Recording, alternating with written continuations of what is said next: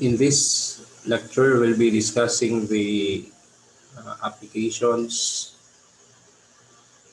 to series motors, and later on, uh, we'll have the uh, other application, which is still related to DC motors.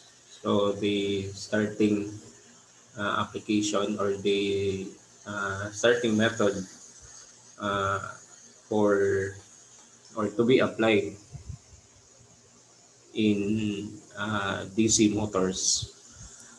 So the first topic will be about the practical examples under series motors. So we have the torque and speed equations, no, of a DC series motor. So from our last discussion, so we know that depending on the connection of the field winding, okay, so the one that produces the magnetism, okay, so depending its connection with respect to the armature, so the motor can be classified. Okay, so as if it is connected in parallel, then uh, the motor would be termed as shunt motor, and if the series field or the field winding is connected in series with the armature, then it is called series motor. Okay, so from the previous, okay, so discussion, okay, so we know that, no, okay, so we know that for a series motor, that the torque, okay, so that the torque, okay, on a series motor is proportional, okay, to the square of the armature current, Ia square. Okay, so this is for series motor. And if you remember, okay, so if you remember, for a shunt motor, so the torque is proportional to, okay, so the armature current and the magnetism. Okay, so you have there uh, the flux and the armature current. So this is for the shunt motor. Now, since, okay, so since in the shunt motor, flux is assumed constant, okay, so then the torque equation becomes T, so that is K. Okay, so this would be K1 multiplied by IA. So wherein K1 is the constant, or the combination of the constant K and the magnetism, or the flux. Okay, so let's try to focus our attention in the torque equation for the series motor. So as we mentioned, okay, so the torque, no, of a series motor is proportional to, okay, the square of the armature current. Okay, so we'll be using this equation later on. Okay, so to evaluate, no, so the current drawn by the series motor at any load condition, or at any loaded condition. Okay, so if you try to look at also, okay, so but before we proceed, no, so let's try to identify the parts, no, so of the series motor. Okay, so RSE in the series motor is termed as the series field. Okay, so it is termed series because of course it is connected in series with the armature, no, of the uh, DC series motor. For the shunt DC motor, so this one is, if you remember, so this one is being termed as RSH, no, or RF. Okay, so this would be the field current or the shunt resistance, no. So SH, no, so denotes shunt or the field resistance, no, so of the uh, shunt motor. But we will be using different notation for the series motor, that is RSE. Okay, so distinguish between the difference between the field for the shunt motor and the field for the uh, series motor. Okay, so again, the same thing, okay, as with the shunt motor. So this series field, okay, or the field, okay, of the series motor, so this produces, okay, so this actually produces magnetism, okay, so denoted by flux, okay, so this symbol flux, okay. Now, if you try to look at the current, okay, so the current that flows, okay, so the current that flows through the field winding, so this one, so we denote this one to be the current supposedly IF, no, so this is the field current, okay, so and then that is also the same current, no.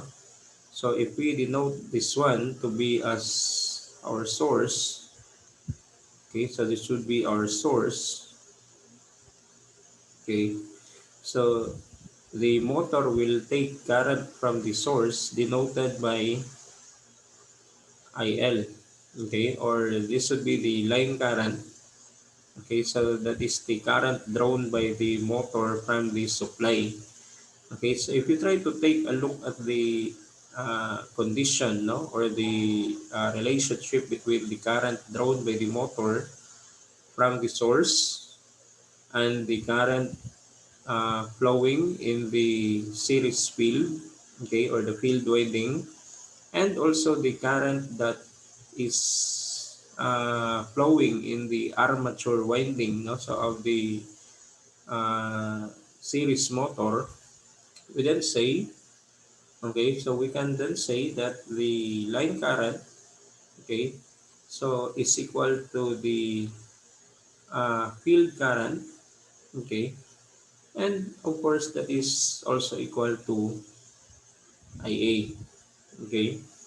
Now, take note, okay, so you have to remember that, okay, so we've discussed this already from our previous discussion, that the flux, okay, so is proportional, okay, so to current. So when we say flux, okay, so the word flux means magnetism. In an electromagnet, okay, so the more current flowing in a given electromagnet, the uh, bigger, no, so also is the strength, no, so of the magnet. So the strength of the magnet is denoted by the term flux, okay. So flux is proportional to current, and if you try to take a look at this figure, so the current that produces, no, So the current that produces the magnetism is the field current. Okay. So when the field current flows, no, so to the field winding, so it produces magnetism. Okay, so thereby, uh, since we denote, no, so that the field current is equal to the armature current, then we can replace, no, so in this equation here, torque is equal to K flux multiplied by Ia. But since, okay, so since this flux here is proportional to Ia or If, no? So when If increases, this flux here increases. So when If decreases, this flux here also decreases. So thereby, we did say that this flux here can be replaced with the current If. And since the current If is equal to current Ia, then therefore we have K Ia multiplied by Ia, or in short, we have this relation, torque is equal to K Ia squared. So this is only for the uh, series motor equation, torque equation, no, for the series motor. For the shunt motor, so the torque equation remains K flux multiplied by Ia, or if we denote, no, so the flux as constant. Okay, so as discussed from the previous, no, discussion, so we can then say that the torque, no, for a shunt motor is equivalent to K1 multiplied by Ia. So wherein K1 is, of course, again the product of K and the constant flux. Okay, so now uh, in the series motor, we also have the what we so called as the back EMF, no, or the counter EMF. So this was already discussed, no, so from the last recorded video presentation under shunt motor topic. So on how does, no, so the back EMF is formed in a given motor. Okay, so if we try to take KVL, no, so let's say we will have a loop, no, so denoted by loop X. Okay, so if we try to take KVL here, okay, so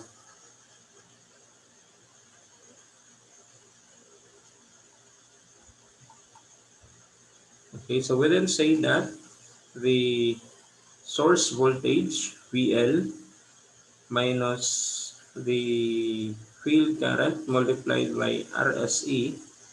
Okay, so minus IARA, that is equivalent to the back EMF EB.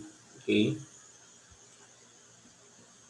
okay, so but do not forget, no, so the relationship between IF and IA, so they are equal. Okay, so in such a way that, so this equation can be written as, okay, so that is VL minus IA,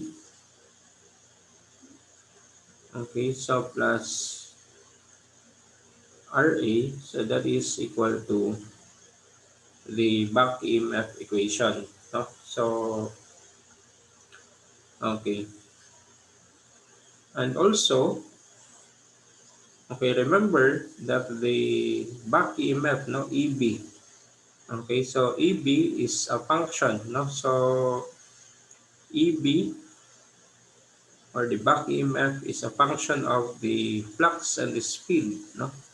So remember, we have this equation, uh, K flux and then N. Okay, so in shunt motor, okay, if you remember this one, so We then say no for the series motor that the flux. Okay, so again, uh, flux here is proportional, no? So, okay, we have already written that one. Okay, so, okay. So, we know that, okay, so we know that flux is proportional to the current, okay? So, such that we can replace, no? Or we can modify the equation with respect to the current, okay? So, such that we have the back EMF, no? Or the counter EMF that is equivalent to, so K1, okay, or okay, so we have we'll use another constant, no? So we'll be using okay, so we'll be using K prime multiplied by okay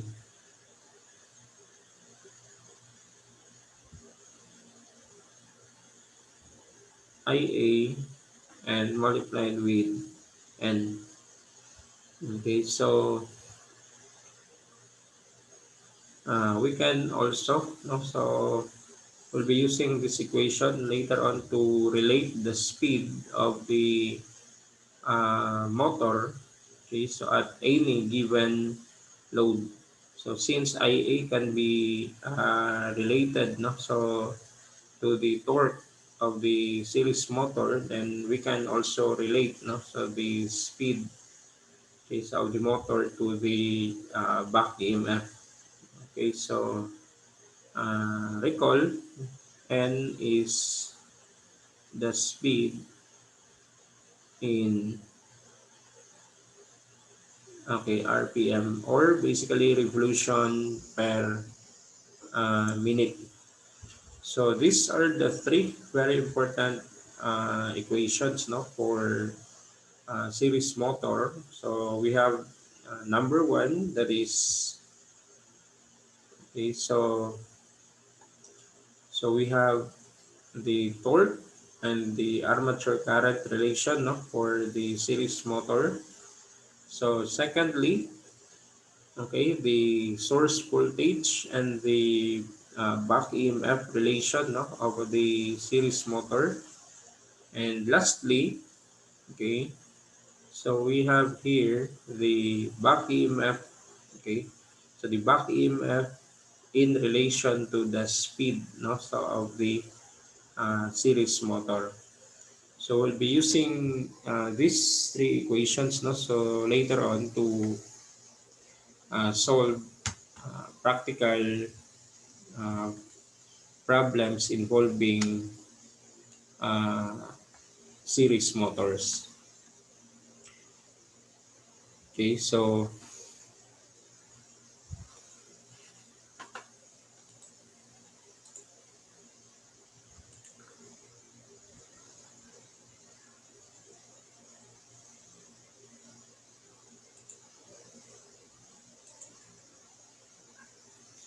next is the um, efficiency, no, so of series motor. Okay, so just like in shunt motor, okay, so the efficiency, no, so of a series motor is defined, no, so as the ratio between the output power over the input power. Okay, so wherein again, so this will be multiplied, no, so in terms of percentage, so we can multiply the resulting number by 100%. Okay, so such that the output, no, so the output power of a given motor is given by the equation. Okay, so that's 2 pi multiplied by the speed in RPM multiplied by the torque divided by 60. So this will be in unit watts. Okay, so And in terms of mechanical power, okay, so we have there 1 horsepower that is equivalent to 746 watts. Okay, so for the input, okay, so this is the electrical input, no, given by the source, no. So that is equal to the supply voltage multiplied by the current drawn IL. But we know that IL is equal to IA. Okay, so this one, no? So this is equal to IA. So such that we can write, no? So the input power of the series motor is equal to VL multiplied by IA. Okay, so also we have to denote, no, so that not all the power taken by the motor will go to, no, so as the output. So if you try to take a look, so the motor will draw, okay, so will draw input power. Okay, so this would be the input power, no. Okay, so so this would be the input power.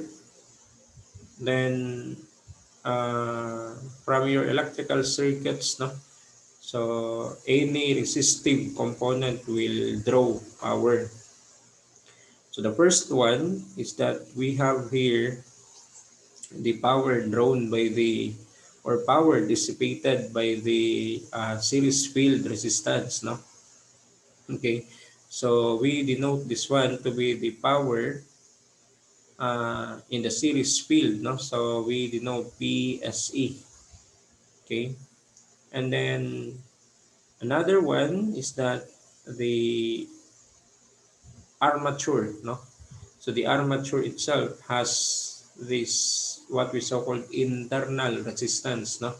So this is the resistance of the wire together with this RSA, no. So this is also the resistance of the uh, conductor or the wire comprising the series field.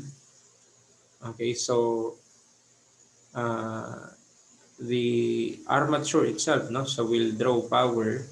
So we call this one PA, no, so the armature power loss.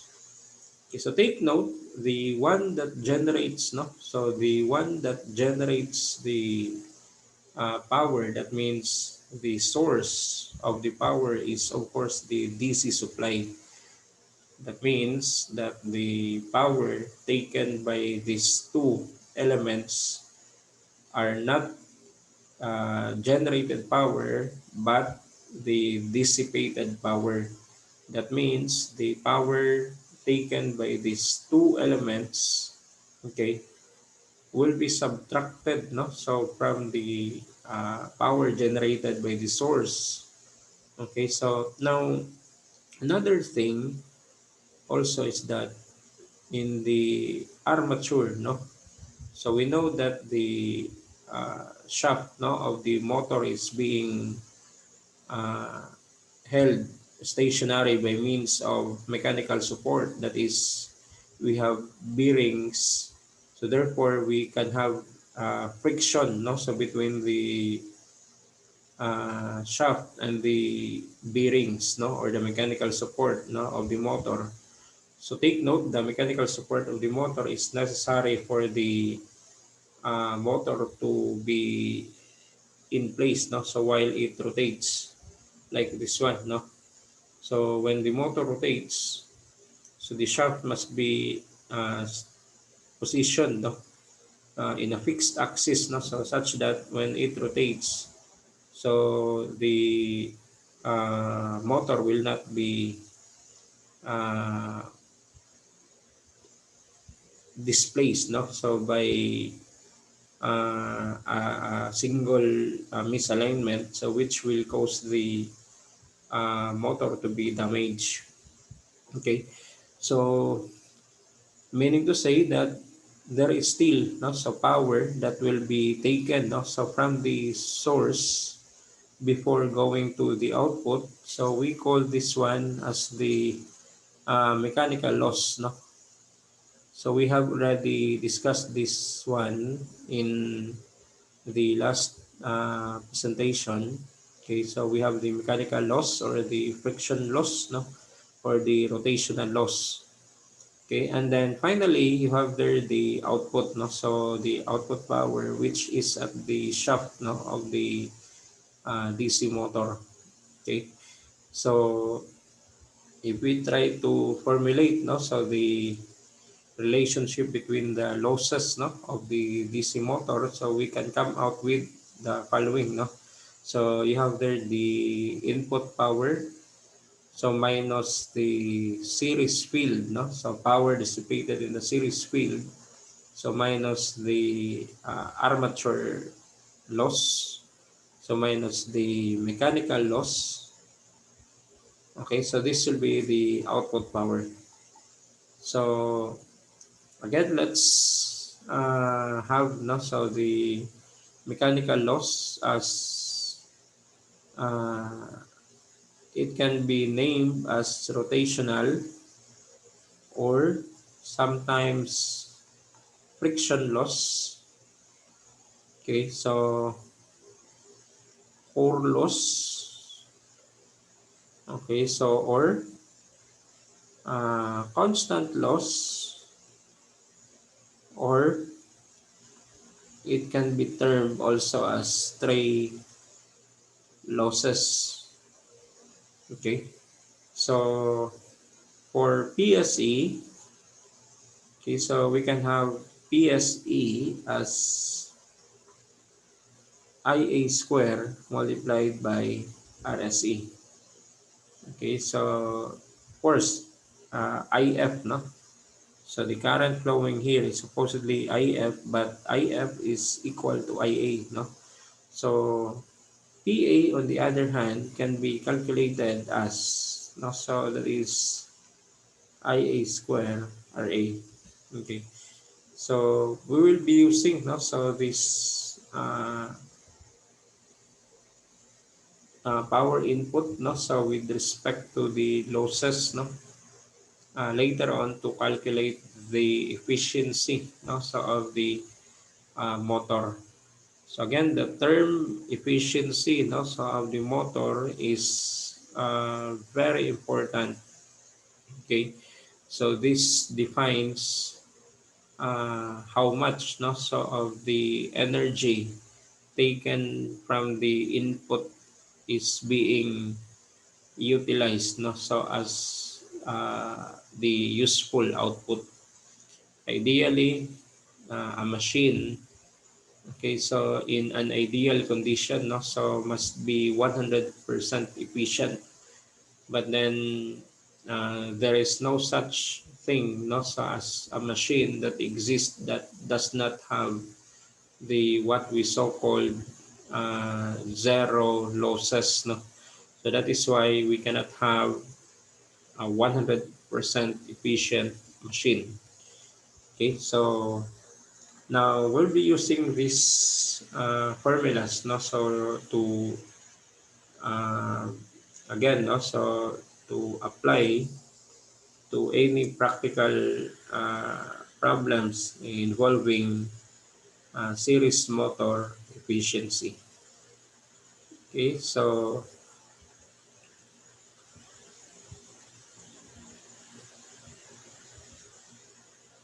let's try to take a look at these examples, no. Okay, so uh, okay, for example number one, okay, so you have there a series motor, no, so rated 440 volts. Okay, it's taking 80 ampere. Okay, so and running at 840 RPM. Okay, so total resistance of the motor is 0.1 ohm. No? So at what speed will the motor run when developing half the torque? Okay, so before we'll go to no, so the problem, so let's try to identify, no? So what are the given, no? So in the problem. So if we try to take a look at the problem, okay, so we have there, okay, so 440 volts, no? This one. So this means that the supply, no? So is the supply voltage is 440. Okay, so taking 80 ampere. So meaning to say this is the current drawn by the motor, okay, from the source. And while taking 80 ampere, so the motor is running, no, so at 840 rpm. Okay, so this is the speed, no, so of the motor when it takes 80 ampere from the source. Okay, so another thing is that the total resistance, no, so of the motor is 0.1 ohm. Okay, so this means that the sum of RSE plus RA, so that is 0.1 ohm. As you can see, the two, no, so two resistances, no, RSC and RA are series connected, so therefore we can just add the combination, no. So the question is, at what speed will the motor run when developing half the torque? So there is uh, a point here that needs to be understood, no? So that is half the torque. So which means that the motor in this second case is running at somehow light load, no? So which is one half of the original load. So remember the torque, no, of a motor measures the heaviness, no, so or how heavy is the load, no, of the motor. So we should be expecting the motor to uh, run faster this time, no. So remember the uh, in our previous discussions that in a series motor, when the motor is running light, no, that means the load is light, the speed of the motor tends to increase, no? So that is why the motor is not allowed to be run, or the series motor is not allowed to be run at low load, because this motor has the tendency to run away, no? So that means the speed, no, so will reach uh, to around infinity, no, so if it is allowed to run at low load. Okay, so now what we will be doing is uh, to picture out, no, so what happens, no, to the motor. Okay, so in order for us to picture out, no, so we need to draw, no, so the circuit, no, so the motor. So for a motor, okay, so originally we can have the motor to be like this one. Okay, so this should be the armature, no, of the motor. So the combination, no, so okay, so the combination of the two, okay, so RSE and RA is 0.1 ohm. Okay, and then we have there the source voltage. Okay, so plus minus, so that would be 440 volts, no? Okay, so for case 1, okay, so we denote this one to be case 1. Okay, so the motor takes, no, so 80 ampere is mentioned. So the current drawn by the motor is 80 ampere. So that is also the current drawn by the armature, no, so that is 80 ampere. So the motor Okay, so the motor here is running at, no? So it's running at a speed of, okay, so as mentioned, that is 840 RPM. Okay, so assuming that the torque, okay, so at the shaft of the motor is denoted by T. Okay, so for case 2, okay, so we'll just write it here. Okay, so for case 2, so same thing, no? So the motor is being supplied from the same source.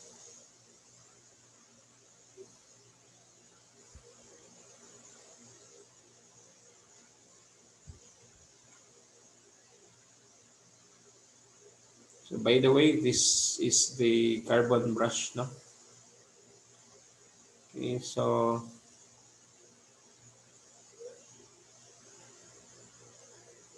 this time the motor, okay, so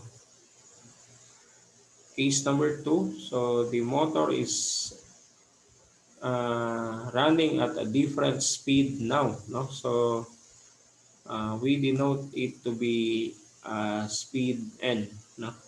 So while the torque is half of the original torque, that is 0.5 of T. Okay, so the source voltage remains the same, that is 440 volts. Okay, so these two, no? So we'll have a total of 0.1 ohm. Okay, and of course, since the uh, load is now lighter, so we assume that the current, no, so will be different also. So IA2. Okay, so we'll denote this one to be plus minus EB2. And we have here plus minus EB1. Okay, so the approach, no, so to the problem would be, okay, so first is we try to obtain, no, so the uh, IA2, no. So take note that we can only, no, so we can only have the speed of the motor in case number 2 by means of the uh, EB to speed, no, so relation, no, so uh, as derived, no, from the first part of the discussion. Okay, so we denote, okay, first, no, so we denote EB1, or we try to calculate EB1. Okay, so that is, okay, so that is 440. Okay, so minus IA, that is 80, no? So multiplied by RSA plus RA, that is 0.1. Okay, so EB1 can be calculated as, okay, so that is, okay, 432. So on the other hand, we can calculate EB2. So that is 440 minus IA2 multiplied by 0.1. However, we do not have the value, no, so for IA2. Okay, so how do we obtain the uh, current IA2? So we use, no, so remember the torque and current relation, no, of a given series motor, no. So recall So for a series motor, torque is equal to K IA square. Okay. So we may denote this one to be T1, and then T2, that is 0.5 of T1. Okay. So such that we can have T1 that is equal to K multiplied by 80 square, and of course T2 that is K multiplied by IA2 square. Okay. So we can divide, no? So the two equations. So this one over this one, so such that we can have, no? So T1 over T2, that is 80 square divided by IA2 square. Okay. So wherein T2 is equivalent to 0.5 of T1. So we can have 1 over 0.5, that is 80 square over uh, IA2. Okay, so furthermore, we can calculate IA2 as, okay, so, okay, so 0.5, no? So divided by, or, so IA2, no? So can be calculated as 56.57, no? So ampere. So this time we can now calculate for EB2. Okay, so this is 440 minus, no? So IA2 is 56.57. Okay, so such that EB2 can be calculated as, okay,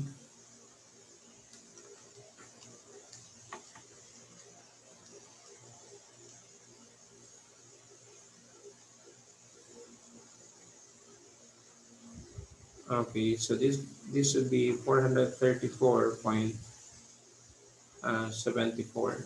Okay, so with a unit in volts. Okay. So next is, of course, no, so to calculate, so the main problem here is the speed, no, of the motor.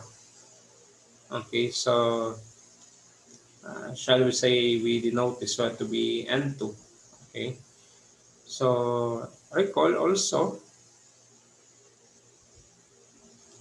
okay, so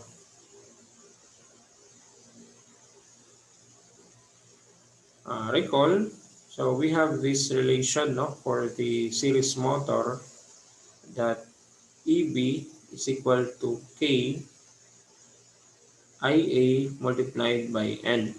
Okay, so for torque and the current, so we have the following, no, so equation as given. For the back EMF and the speed, so we have this relation, no?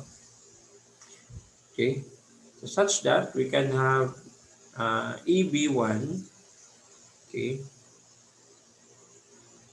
that is K multiplied by IA1 and N1. Okay, so we also have EB2, that is K multiplied by IA2 and then N2, no? So we can divide, no? So just like with the torque equations, this one and this one, so we can divide this equation by this equation. Okay, so such that we can have, no? So we can have, uh, okay, so we have there EB1 over EB2. Okay, so that is IA1, N1 over IA2, and then that would be N2. Okay, so furthermore, we can simplify.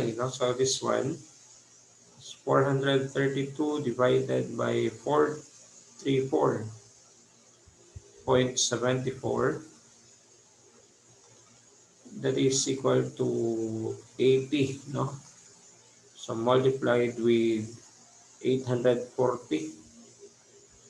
Okay, and then IA2 is 56.57 multiplied by the unknown N2.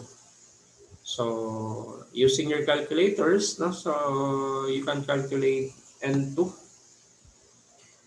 Okay, so you have there 434.74 times 80 times 840. Okay, so divided by the product of 432 times 56.57. Okay, so you have the N2. Okay, so that is 1195.44 in terms of RPM. Okay, so N2 here is uh, bigger, so than N1. So as what we have mentioned, for a series motor. So when the motor is running light, that means the load is lighter, the speed, so tends to increase. So when the load gets heavier, so the motor or the series motor tends to slow down. Okay, so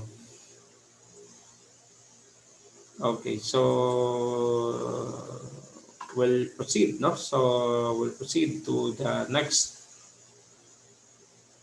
Okay, so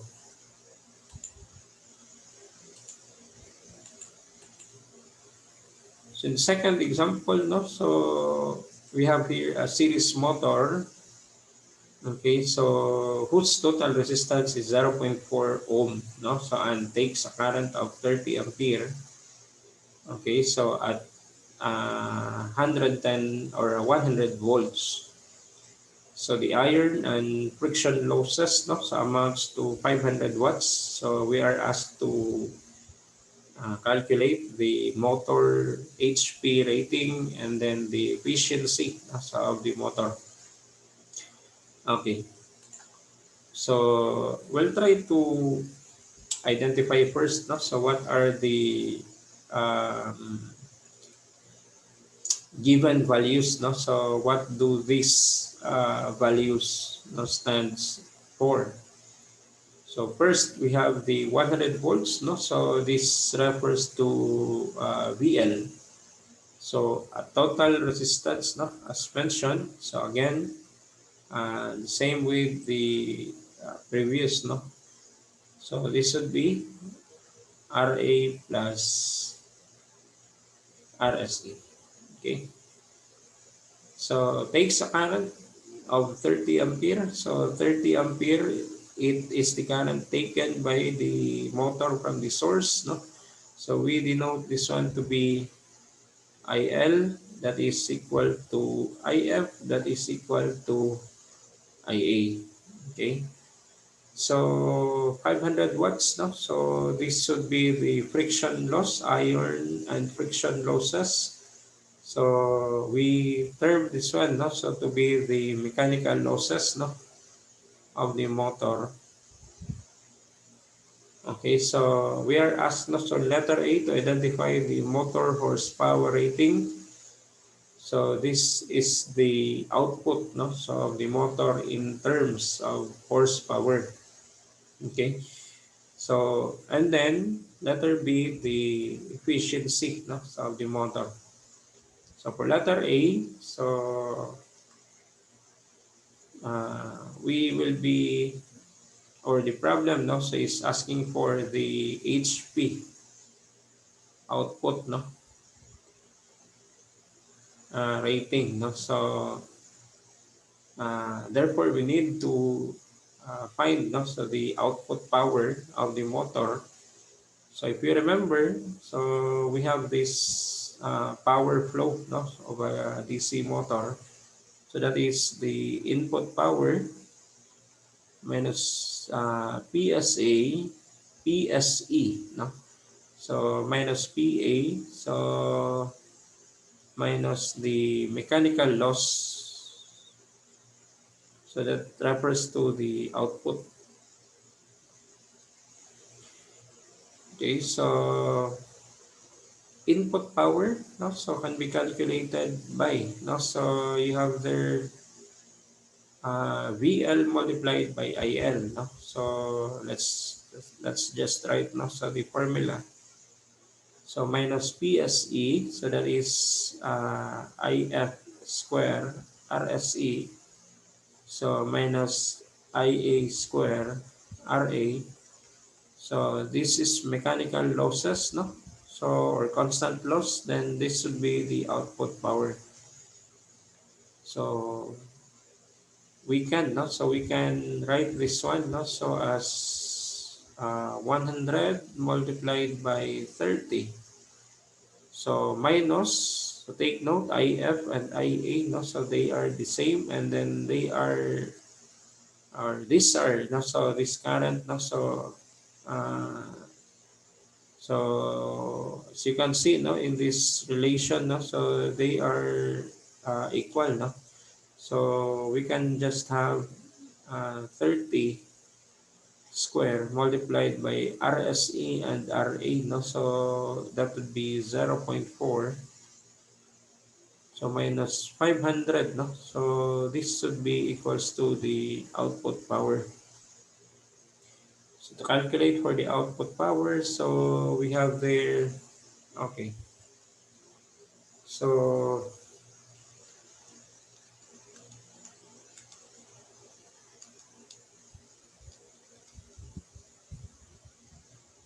the output power is given by 2,140. Okay, so that would be in terms of watts, no? So we can calculate, no? So HP output, no, in terms of horsepower, that is uh, 140 watts, no? So multiplied by, first, in 1 HP,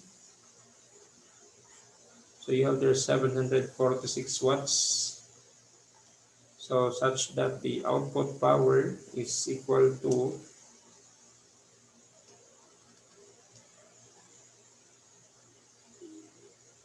2.87 HP horsepower. No? So this would be the output horsepower rating of the motor. So usually the motors, no, in the market is given in terms of its output capacity. That means if you have the 10 horsepower motor, so it actually refers to a motor whose output is 10 horsepower. So unless otherwise the power, no, so in a motor is stated as input, then it will always be referred as output. Okay, so for letter B, no, so letter B, so the efficiency, this is equivalent to power output. So that's 140 divided by the input, that is 100. Okay, so we multiply this one with 100%. So the efficiency is equal to,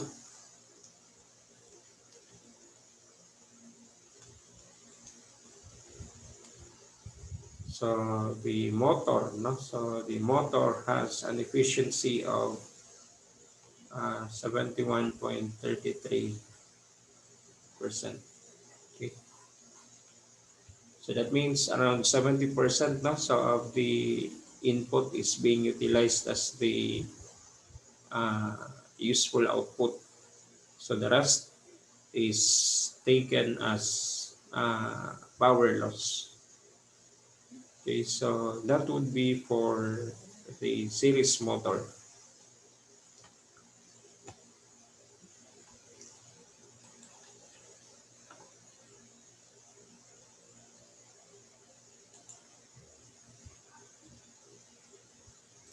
Okay, so last topic would be about motor starting methods, no? So one very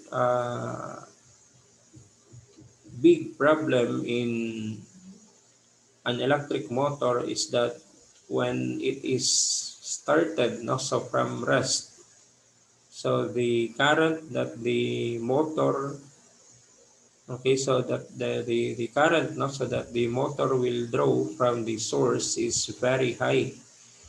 Okay, so uh, this topic will entail one of the best method, no, so to be used, no, so in starting a DC motor.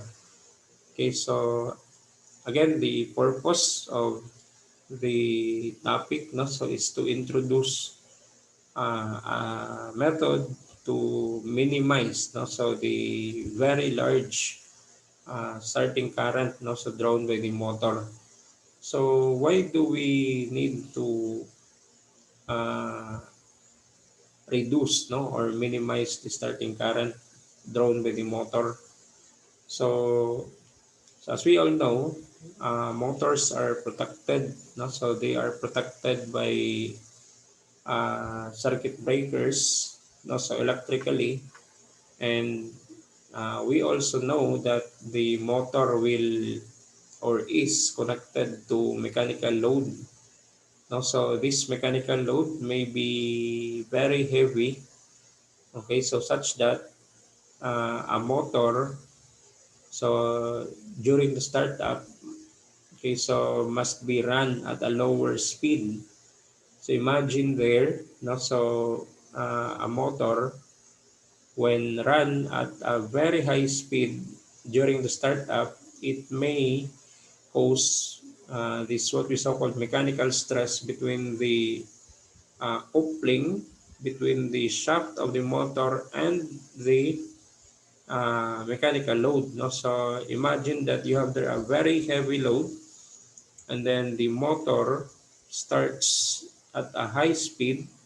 So uh, the motor will suddenly ramp up, no, so the speed, and then the load is very heavy, so the tendency is the coupling, no, so may experience, no, so the twist. Okay, so because the load is still stationary yet the motor already rotates, no, so what happens is that the connection between the shaft of the motor to the mechanical load will be experiencing, no, so the twisting effect, no, so and if allowed, no, so to be uh, experienced permanently, so it may cause, no, so damage between the or mechanical stress, no, or mechanical damage. So electrically, so the motor starting method is also very helpful.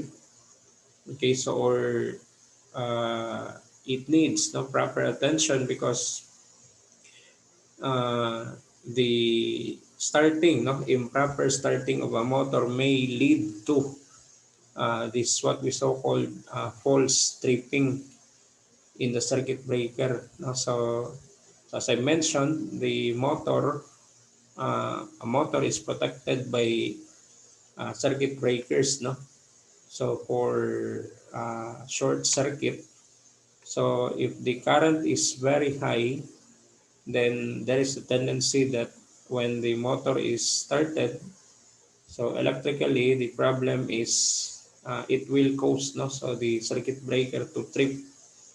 Okay, so meaning to say you cannot proceed, no, so to the operation because the source is being cut off, no, so by the circuit breaker.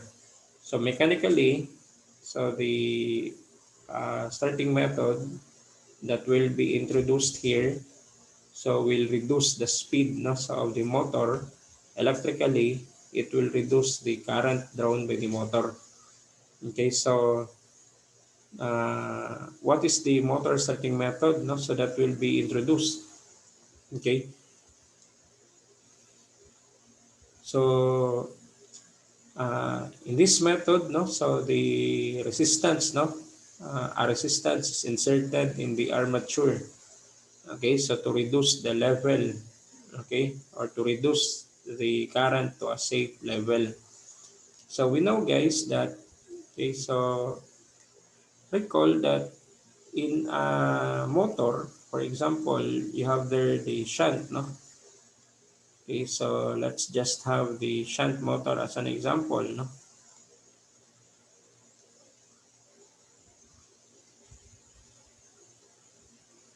Okay, so this would be the armature. So this would be RA, and then this would be RF, no? Okay, so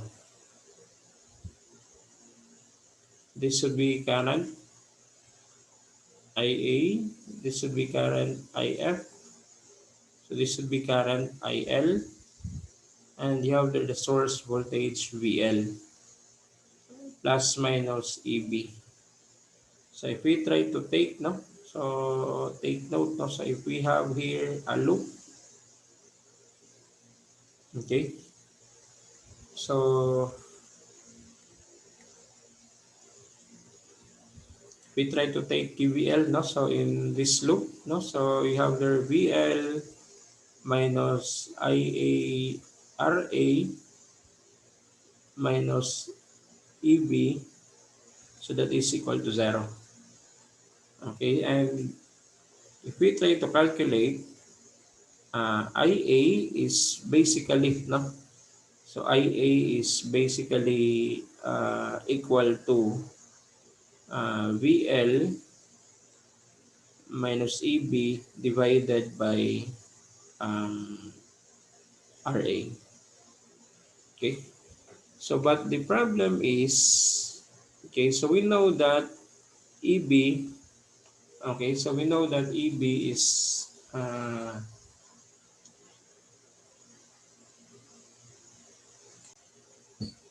EB is a function of the speed, no?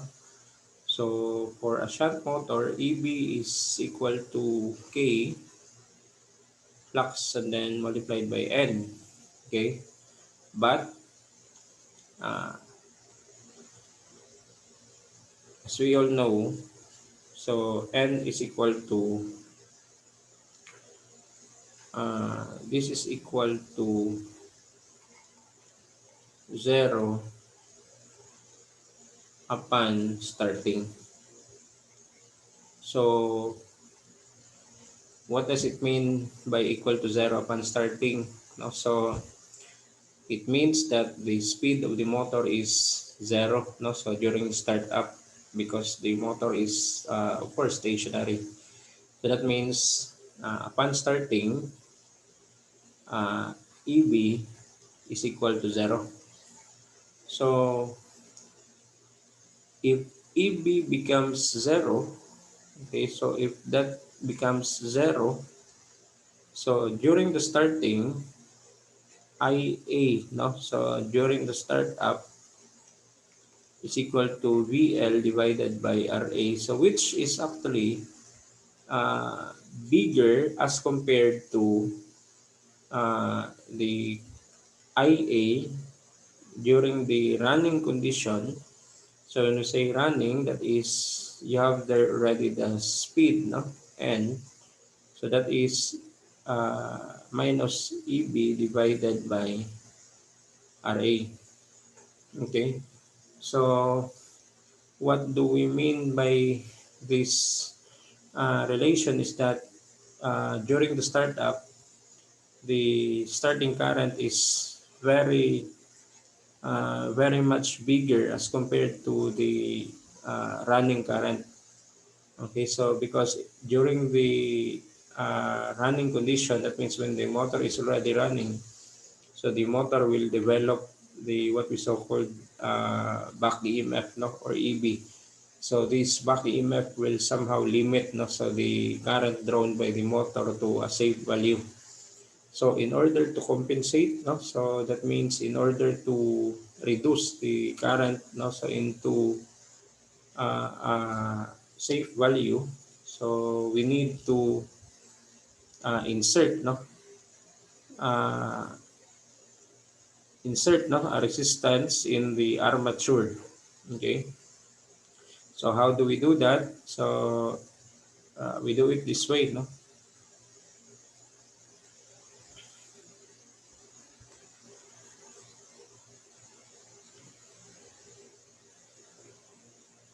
Okay, so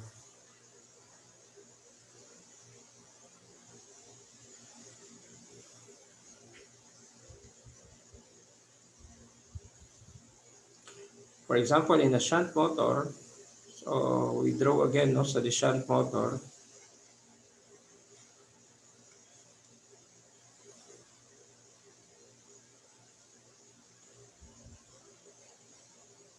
So we try to insert another resistor, no. So this should be, okay, so this should be RF, and then this should be the RS, no, and then this should be RA, and then this should be plus minus EB. So RS is the uh, series resistor, no, connected. So again, this should be plus minus VL. And then if we try to take the VL here, okay, so we have, of course, VL minus, if this is IA, okay, so VL minus IA, no, so multiplied by RA plus RS, so that is equal to EB. So at starting, EB is equal to 0, no, so therefore, so we can have IA that is equal to VL, okay, so minus EB, no, so that's divided by RA plus RS. So though EB is equal to 0 during the startup, then the starting current, no, armature current is reduced because you have there an additional value added at the denominator as compared to without RS. So IA, so the startup would be equal to VL divided by RA only.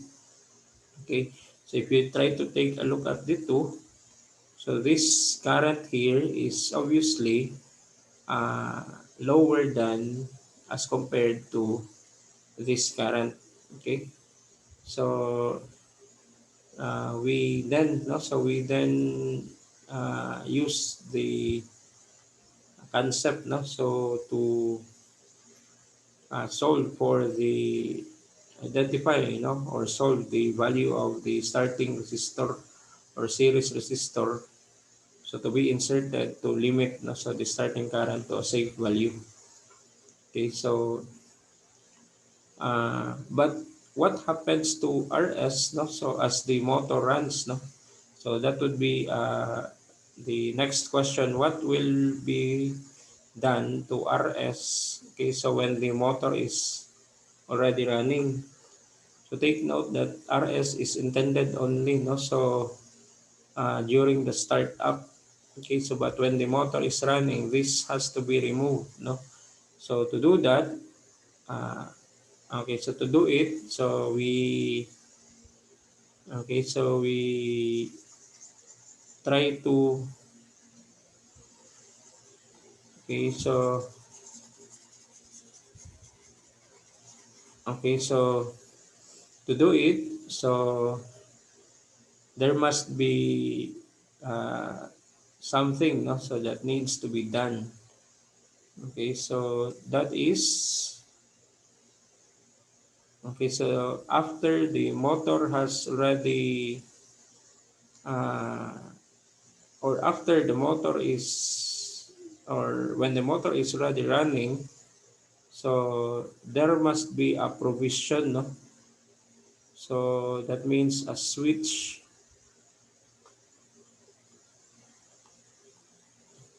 such that when the motor is already running, so this switch will be closed, no?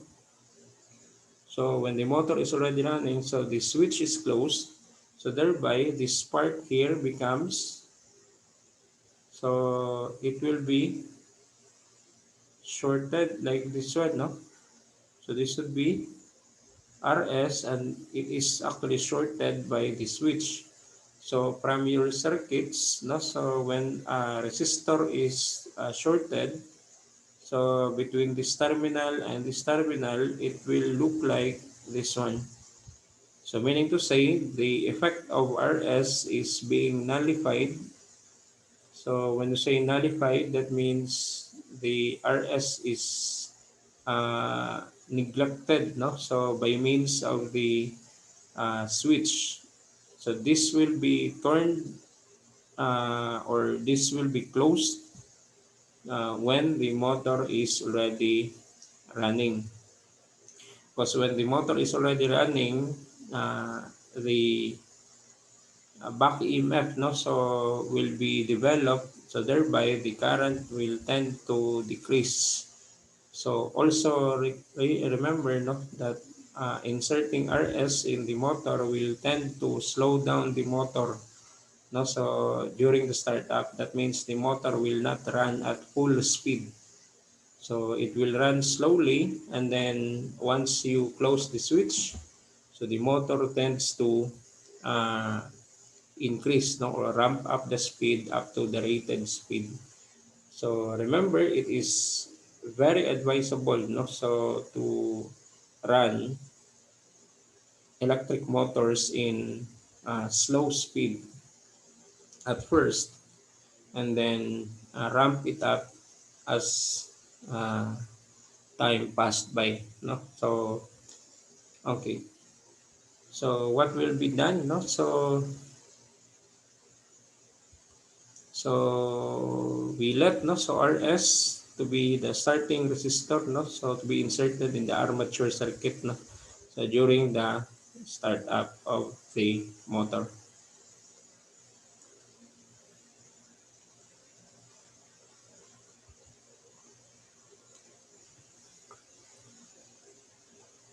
Okay, so we have here, no, so an example for motor starting configuration, no. So okay, so okay, so in our example, no, so we have here a 5 horsepower 120 volt shunt motor. So the resistance, no, so is 0.1 for the armature, and the motor, no, so takes 40 ampere.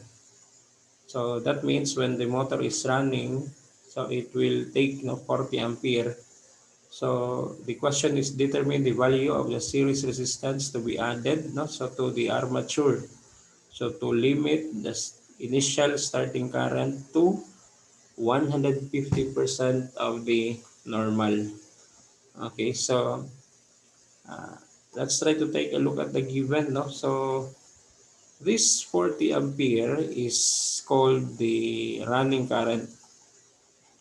So that means when the motor is already running, so this is the current that is drawn by the armature, no?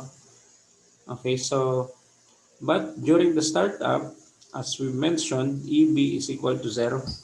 So if we try to uh, conceptualize, okay, so what happens is that,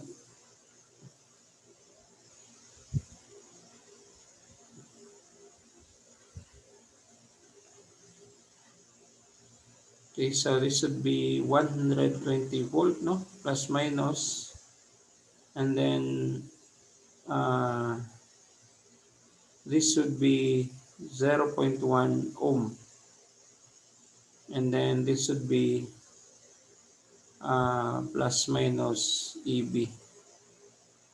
Okay, so when started, okay, so let's try to take a look at the condition wherein we do not have no, so the starting current. So when, I mean, we do not have the starting series resistor. So during the startup,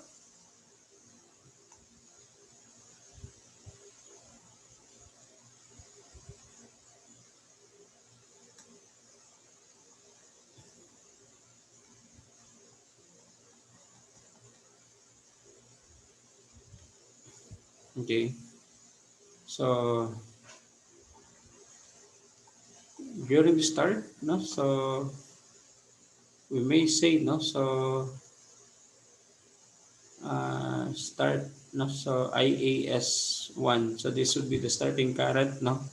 So without the, okay, so let's make it clearer.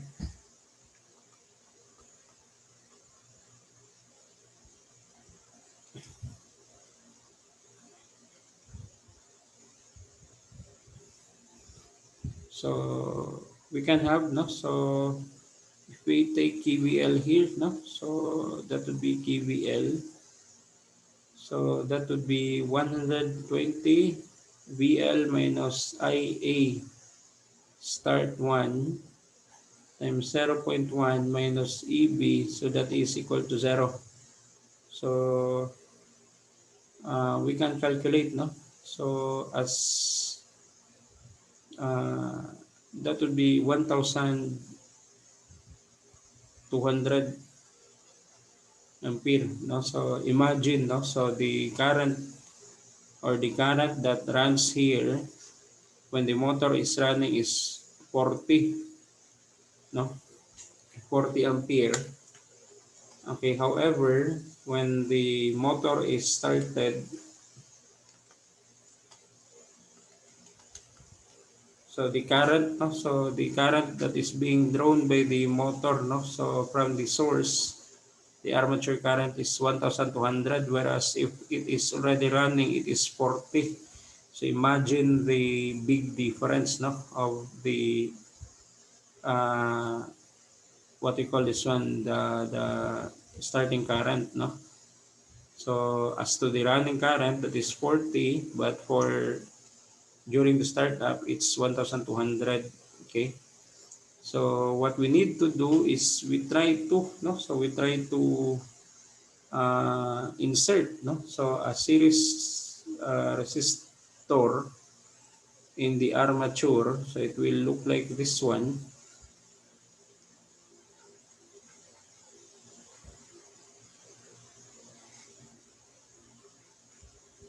So this would be plus minus 120 volts, no, and then this would be the starting current IAS2.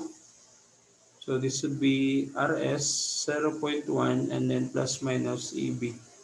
So if we let, no, so we let IAS2 to be 1.5 times 40. That is, the starting current will be only 60 ampere.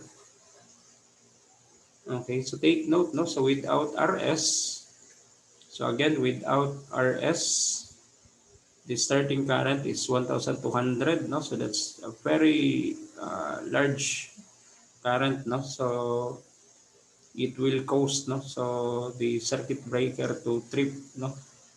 So if we, no, so if we, okay, if we let, no, so the starting current to be 150% of the normal, that is the running current, no, so this one. So we begin, no, so by taking KVL here. Okay, so that is 120 volts minus 60 ampere during the startup. So that is RS plus 0.1. Okay, so that is equal to EB. So, however, again, EB is 0 during the startup. So, we didn't say, no? So, we didn't say that uh, RS is equal to,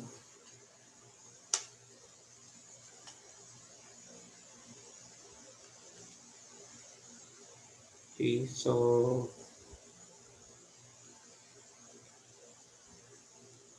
RS should be 1.9. So that means by inserting 1.9 ohm to the armature, so the current, no, so the current drawn by the armature is limited to 60. So wherein at first the current drawn by the motor is 1,200. So of course, no, so no engineer, no, so would want to run a motor with 1,200 ampere, no, so during the startup. So this is very high. So it will cause, no, so mechanical stress to the motor and might as well uh, possible, no, so possible uh, false tripping, no, so in the circuit breaker, no, so that is why we need to start, no, so the motor properly, such that the starting current would be uh, somehow safe, no, so to the motor. Okay, so this should be the, okay, so last topic, no, for this presentation.